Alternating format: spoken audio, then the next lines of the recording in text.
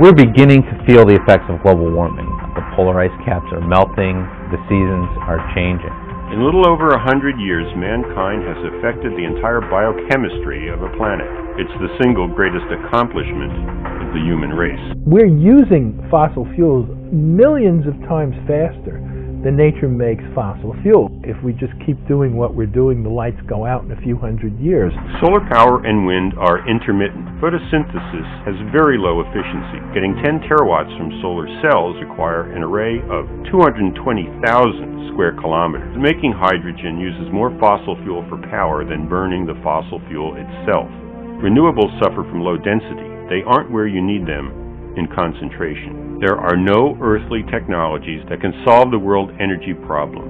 The sun is the biggest fusion reactor and the biggest producer of helium-3. 40 tons of helium-3 would provide all of the electricity that we need in the United States. That is, we could have nuclear energy without nuclear waste. And that is the pot of gold at the end of the rainbow.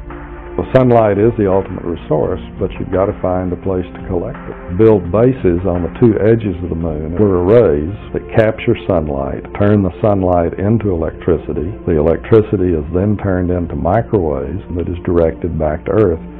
If you have hydrogen and oxygen, you also have the most powerful chemical rocket fuel known. It's basically creating the first offshore filling station. We have oxygen for breathing, we have water that we can make, and we have food. What more do you need?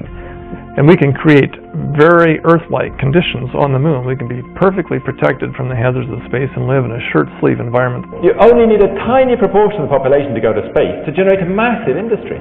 We know how to do this stuff. It is not that hard. It ain't rocket science anymore.